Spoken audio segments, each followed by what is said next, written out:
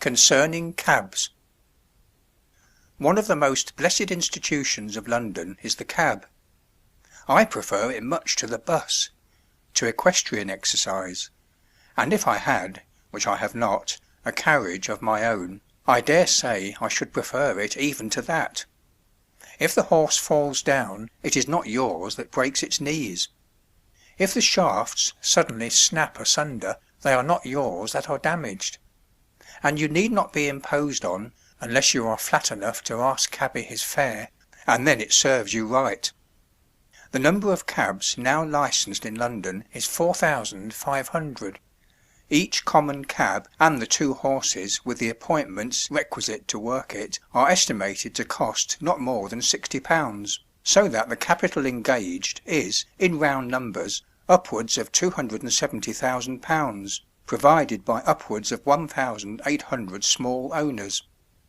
The waste of the capital committed by this competition within the field of supply is visible to the eye, at all times and all weathers, in full stands, or long files waiting hour after hour, and in the numbers crawling about the streets looking out for fares. The cost of the keep of each horse is estimated at 16s. 4d. per week. The depreciation of horse stock is put down at 2s. 6d. per week each, and of the vehicle at 8s. per week. The market value of the labour of such a man as the driver of a cab may be set down in London at 4s. per diem. The stable rent is at least 10s. per week, per cab and horses, so that the capital invested for man, horse, and vehicle may be set down at more than 1s. per hour lost during every hour of the 12 that cabs are kept unemployed. On every cab stand, where in foul weather as well as fair a dozen cabs are seen constantly unemployed, the administrative economist may see capital evaporating in worse than waste at a rate of 12s. per hour, £7 4s. per diem, or at a rate of between £2,000 and £3,000 per annum, to be charged to someone, that is, the public. If all were employed, as the usual rate of driving is 6 miles per hour, they must be each employed at least 4 hours per diem to pay for their keep. If, however, the cabs were constantly employed daily, at least 3 horses must be employed, which would augment the charge by that of an additional horse at the rate of 4d. per hour. A large proportion of the cabs are employed during the whole 24 hours; but there are then 2 men, a night man and a day man, and 3 horses. It is probably greatly below the fact to state that at least 1/3 of the cabs are, the week through, unemployed; that is to say, 1/3 of the capital invested is wasted, a service for 2 capitals being competed for by 3, to the inevitable destruction of 1. As in other cases of competition within the field, efforts are made by violent manifestations of discontent at the legal fare, by mendacity, and by various modes of extortion to charge upon the public the expense of the wasted capital. Sometimes it is in the form of a piteous appeal that the driver or the competitor has been out all day and has not before had one single blessed fare.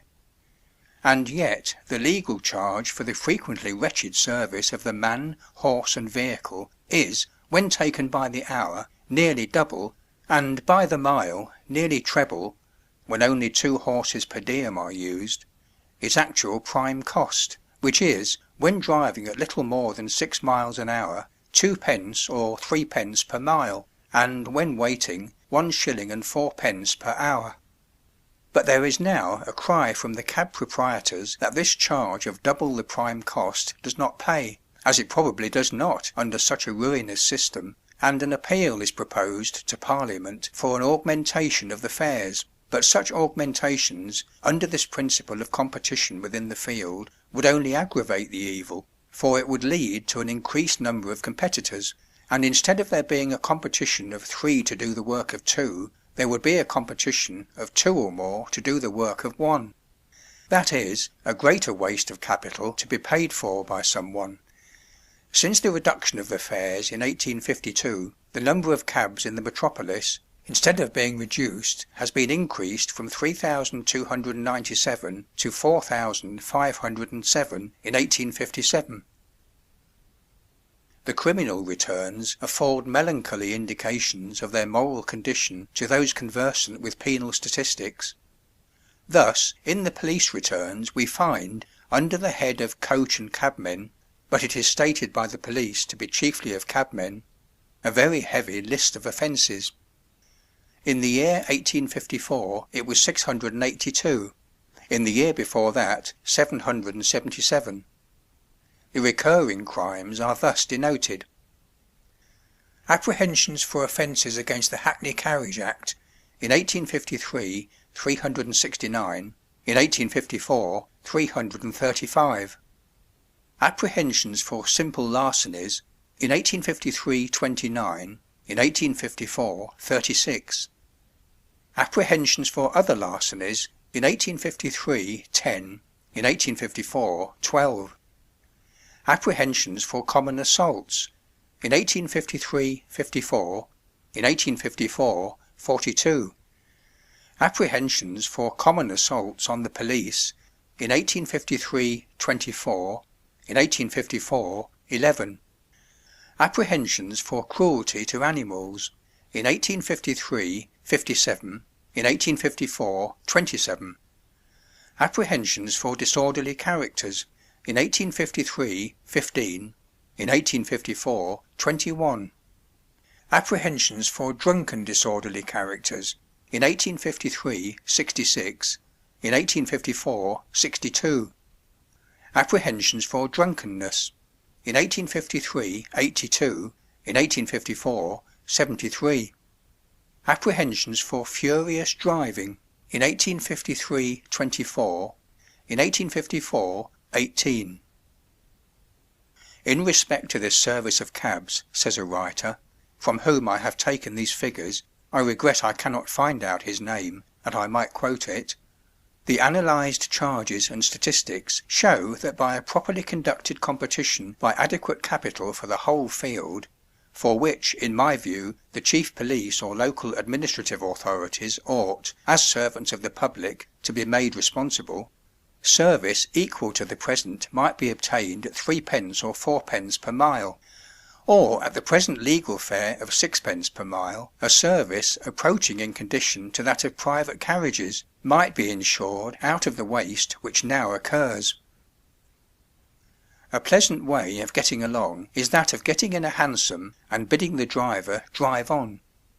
A great improvement, undoubtedly, on the old hackney coach, or on that first species of cab, consisting of a gig with a very dangerous hood, on one side of which sat the driver, while on the other was suspended yourself. Now as you dash merrily along, with a civil driver, a luxurious equipage, and not a bad sort of horse, little do you think that you may be driving far further than you intended, to a dangerous illness and an early grave. A terrible danger threatens all who live in London, or who visit it, by means of a custom, which ought not to be tolerated for an instant, of carrying sick persons in cabs to hospitals. No doubt the increase of smallpox in the metropolis may be referred to this source. Put a case of smallpox into a comfortable cab for an hour, then send the vehicle into the streets.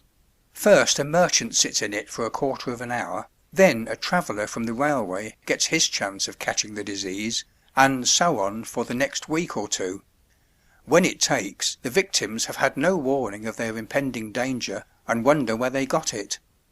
They in their turn become new centres of disease, and for the next few weeks they infect the air they breathe, the houses they inhabit, the clothing sent to the laundress, and everybody and everything which comes within their influence, and it is impossible to say where the infection ceases.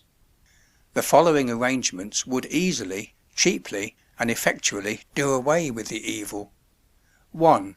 Make it penal to let or to hire a public vehicle for the conveyance of any person affected with contagious disease. 2. Every institution for the reception of contagious disease should undertake to fetch the patient on receipt of a medical certificate as to the nature of the case. Do not be too confidential with cabby, nor ask him what he charges, nor hold out a handful of silver to him and ask him to pay himself, nor give him a sovereign in mistake for a shilling and delude yourself with the idea that he will return it. Don't tell him you are in a hurry to catch the train. I once offered the driver of a hansom a shilling for a ride from the post office to the Angel, Islington. He was so disgusted that he plainly informed me that if he'd a known I was only going to give him a shilling, he'd be blessed if he would not have lost the mail for me. The repeal of the newspaper stamp has done wonders for cabby. He now takes in his morning paper the same as any other gentleman.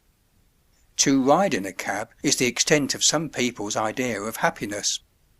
I heard of a clerk who had absconded with some money belonging to an employer. He had spent it all in chartering a cab and in riding about in it all day. M.P.'s are much in the habit of using cabs. On one occasion an M.P. who had been at a party, hurrying down to a division, was changing his evening costume for one more appropriate to business. Unfortunately, in the most interesting part of the transaction, the cab was upset, and the M.P. was exhibited in a state which would have made Lord Elcho very angry. Cab drivers I look upon as misanthropic individuals. I fancy many of them were railway directors in the memorable year of speculation, and have known better days.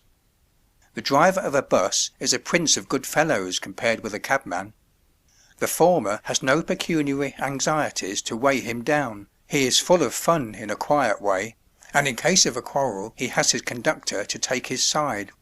He has his regular employment and his regular pay. The cabby is alone, and has to do battle with all the world, and he has often horses to drive and people to deal with that would tire the patience of a Job. He is constantly being aggravated. There is no doubt about that. The magistrates aggravate him, the police aggravate him. His fares aggravate him. His os aggravates him. The crowded state of the street and the impossibility of getting along aggravates him. The weather aggravates him. If it is hot he feels it, and has a terrible tendency to get dry. And if it is cold and wet, not even his damp wrappers and overcoats can keep out, I suspect, chilblains. And I know he has corns, and he will use bad language in a truly distressing manner. Then his hours of work are such as to ruffle a naturally serene temper, and when he finds it hard work to make both ends meet, and sees how gaily young fellows spend their money, how he drives them from one public to another, and from one place of amusement to another, and in what questionable society, one can scarce wonder if now and then cabby is a little sour, and if his language be as rough as his thoughts. Strange tales can he tell. A friend of the writer's once hired a chaise to take him across the country. Their way led them through a turnpike gate, and, to my friend's horror, the driver never once pulled up to allow him to pay the toll. My friend expostulated. As the toll had to be paid, he thought the better plan was to pay it at once. "Oh, it's all right," said Jehu, smiling. "They know me well enough. I am the man what drives the prisoners, and prisoners never pay." Our London cabby is often similarly employed, and, as he rushes by, we may well speculate as to the nature and mission of his fare. Cabby so often drives rogues that we cannot wonder if in time he becomes a bit of a rogue himself. End of Concerning Cabs, by J. Ewing Ritchie.